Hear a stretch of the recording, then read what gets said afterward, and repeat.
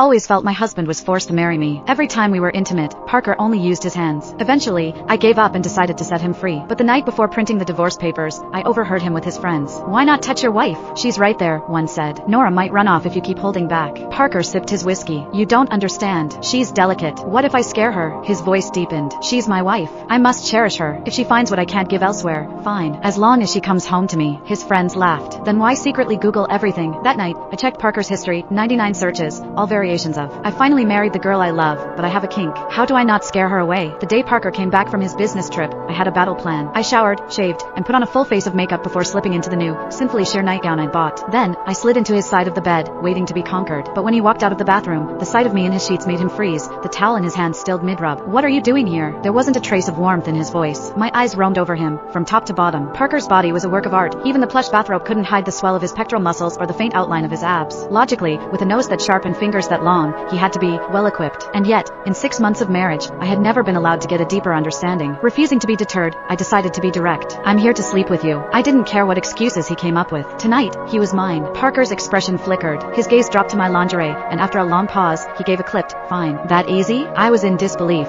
As he approached the bed, I felt a wave of uncertainty. The only light came from the small, mood-setting lamp on the nightstand. He lay down beside me, a wave of cool air and the clean scent of soap washing over me. My heart hammered against my ribs as I boldly wrapped my arms around his waist. Parker's entire body went rigid. A beat later, his head turned, his eyes finding mine in the dim light. His voice was a low rasp. "Do you want me to help you?" Before I could answer, he pulled away, his movements swift as he opened the nightstand drawer. The little spark of excitement inside me was instantly doused by the practiced ease of his actions. I didn't even need to ask. I knew what was coming next. He was going to fulfill his husbandly duties, just not with himself. A white-hot spike of anger shot through me. It was always like this. His own body was under lock and key, untouchable even when he was clearly aroused. When he pulled out the finger cots, my face darkened. I snatched them from his hand and threw them at his chest. "Help me with what? You're so damn vanilla. What new tricks could you possibly have?" My voice was sharp, brittle with frustration. The lamplight was too faint for me to see his expression clearly, but I could feel his dark eyes fixed on me, the intensity of his gaze like a physical touch. It was hot, and maybe, just maybe, laced with confusion. All the pent-up disappointment surged to the surface. "Parker, if you can't get it up, just say so. It's not like you're the only man on the planet. I can find someone else, anytime. We were married, for God's sake. Why did every encounter have to feel like he was doing me a reluctant favor?" "That's not what I meant," he said, his voice strained. But still, he made no move, not even to cut my face for a kiss. Anything would have been better than this cold distance. This was the third time. The third time I'd laid myself bare, only to be rejected. The disappointment was a crushing weight. I grabbed the robe I'd just discarded and stood up. Then I stormed out, slamming the door with a thunderous crack that echoed the shattering of my patience. I ended up at my best friend Cassie's apartment. My phone buzzed relentlessly on the coffee table.